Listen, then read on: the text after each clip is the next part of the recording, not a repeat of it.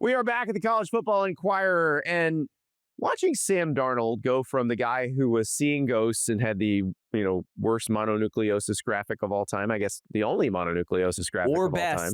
Or best. Probably. Shout out to the Chiron operator for that one. It lives in infamy. Seriously, I do think television production people probably did more damage to Sam Darnold than the Jets organization or the Panthers organization ever did. Because his seeing ghost thing, he was mic'd up and somebody let that air. But the monographic became, it was an interchangeable meme. I think Timothy Burke, formerly of Deadspin, did this where you could take the graphic and then put your own words in.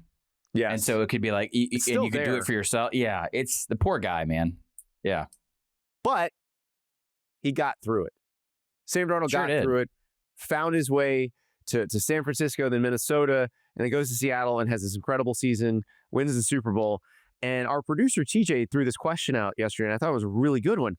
Who in college football could experience that same level of redemption arc? And I was thinking, we've actually kind of seen it a little bit in the past. I'd say Jaden Daniels did. Remember when his teammates were like throwing his things out of his locker and talking trash about him when he left Arizona State, and then he goes and wins the Heisman at LSU? Yeah, it was a little bit of a turnaround. I wonder what those guys are doing now. Yeah. Carson Beck almost did it this year because let's be real. Carson Beck was not welcome back at Georgia. That was not an option for him. No, I think he's probably, 2 passes against Indiana away from winning the narrative, as we say. Yeah. He certainly won financially. Anyway. Yeah, I think he won it anyway. I think he got Miami to the national title game, which is farther than Gunnar Stockton took Georgia.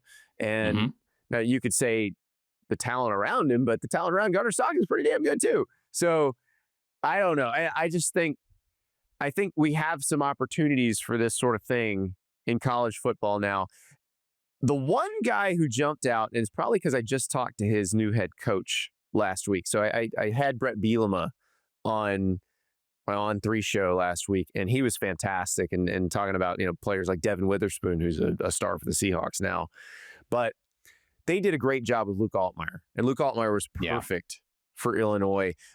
They actually, I did not realize, they thought they were going to get another year of Tommy DeVito, and then he was denied a hardship waiver, and so they had to jump into the portal, and that's how they got Luke Altmaier. And Luke Altmaier was talented, but behind Jackson Dart at Ole Miss. So their new quarterback coming in now, he hasn't been named the starter, but the paycheck says he's going to be the starter. Yeah. Katin Houser. Katin Houser, you know him, you love him, Godfrey, because he was very good at East Carolina last year for John David Baker, the OC who is now the Ole Miss OC. Katin Houser, though, Big Ten fans should remember him as the guy who was getting clobbered at the end of that year that began with Mel Tucker getting fired. And Katin Houser was a redshirt freshman at Michigan. I believe he and Sam Levitt were on the roster at the same time. I know they crossed over for at least a year. I'm trying to remember exactly which years. But Katin Houser gets thrown to the wolves, essentially. And, when that happens, even if you're a high-profile, big-time recruit, the world kind of moves on from you. And I think that's what happened with Katin Houser. And so he goes to East Carolina, has a pretty good year in 2024, has a really good year. Really good year last year. Did I say Michigan? I meant Michigan State. Mel Tucker. Well, we said Mel Tucker. Yeah, no one's going to conflate that Mel Tucker coached at Michigan, so we're good there. So Katin Houser goes from Michigan State to East Carolina, has an okay first year as a starter at East Carolina, was awesome last year as a starter. His completion percentage jumped 5 points. His touchdowns through the roof. His interceptions were very low.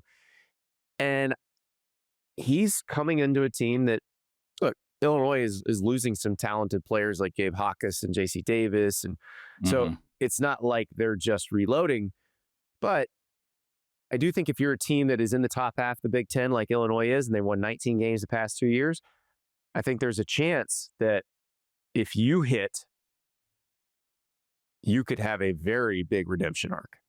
Yeah, I also want to shout out Blake Harrell really fast, just to do it for maybe the first time on this show. Watch that name, because the in-season transition he made in 24. Head coach, yes. Yeah. Like the in-season transition he made in 24 to then win down the stretch and then keep it going this year. Awesome.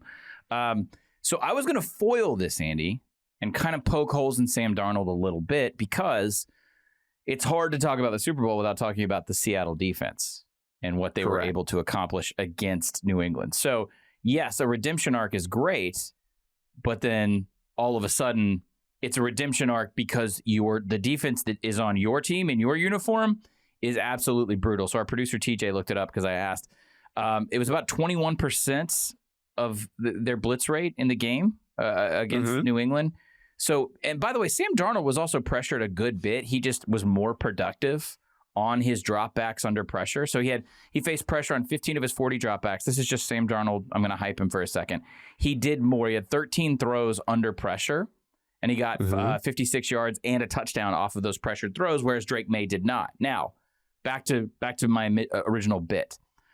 You can offer up a list of guys that are going to transfer this year, Andy, and we can say, oh, you know what? Hey, maybe that's a redemption arc. That's a redemption arc. I think the key component here is, are you going to, you've shown some sort of improvement based off of, catastrophe, first school, you go somewhere, you get better. Now you're coming back into a major program.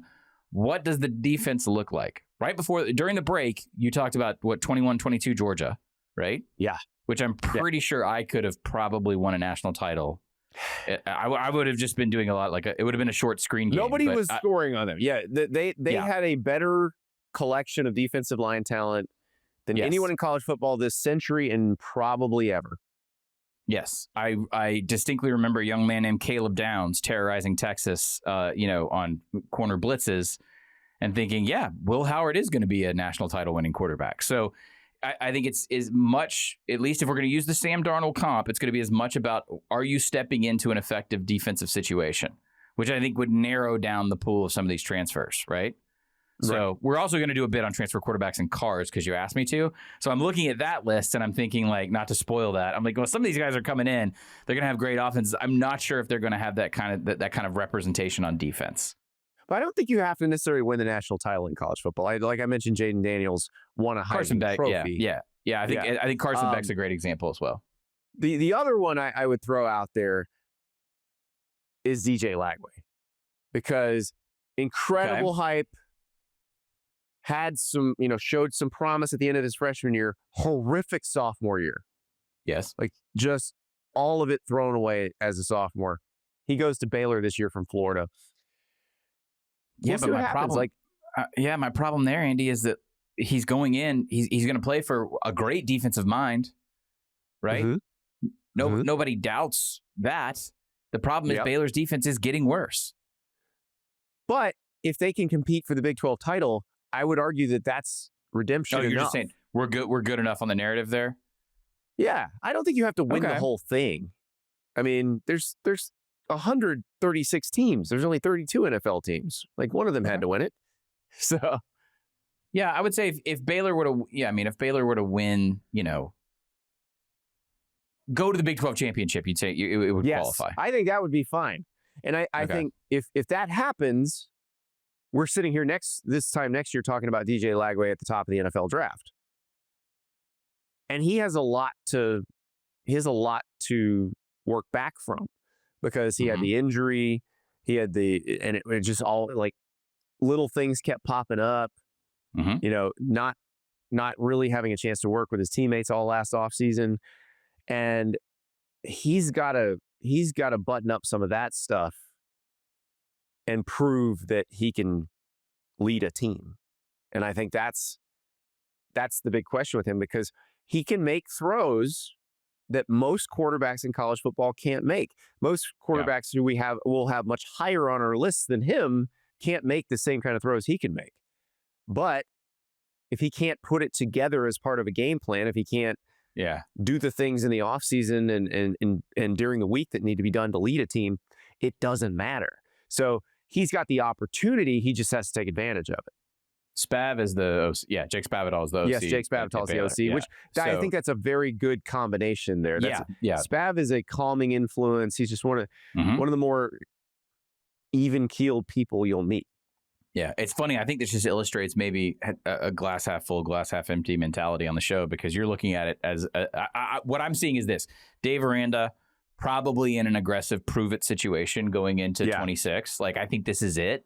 I think they're ready to make a change potentially. And then you have Lagway coming from one unstable situation and with the head coach, and then going directly into another. Oh, it could be a complete disaster. That's the thing. It's an opportunity.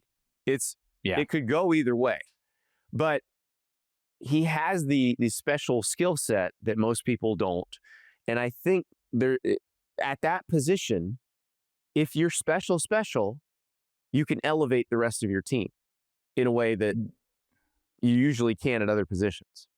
Yes. I think I'm going to work this out in real time. I'm going to throw this out and you can pick at it. I think in the quarterback transfer market, there's different sort of flavors of what you're looking for. DJ falls under a very specific category of raw talent has never been met on the field, right? So then we would say it was an institutional issue. The other thing that you're seeing, I think the other major trend that you see in quarterback transfer is experienced starter, maybe a lower overall ceiling of talent, needed to be a game manager for a more complete roster. So it's really one. It's not always one or the other, but those feel like the two most dominant narratives. Kid who had a lot of talent and evaluation. Josh Hoover.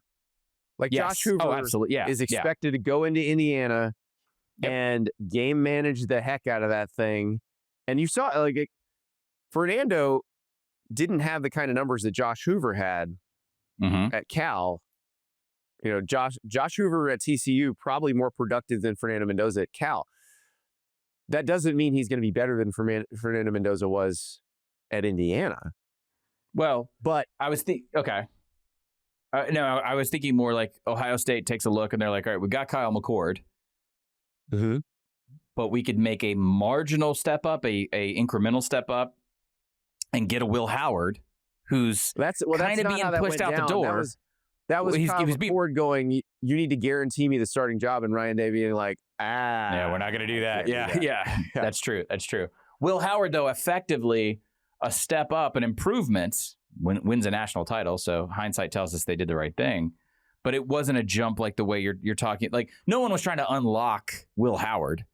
They just wanted an experienced player. And I think that's the majority of these transfers are one of the two situations, which is you're trying to fix someone with a high potential, or you're trying to find someone who's given you most of their resume already and can effectively manage a superior roster at a title contending school. Yeah, like the Katin Houser thing, I think he got unlocked at East Carolina. Like the Michigan State thing. Fixed, he got unlocked. Thrown into early at Michigan State, so we never got to see what he could be at that level. He gets unlocked or repaired at East Carolina, and now he gets to go back into the Big Ten as a fully formed product, and we get to see what he was always supposed to be.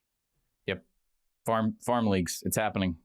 I'm the G5 guy, but I'm telling you right now, it's going to be a farm league soon. Maybe they'll have official affiliation.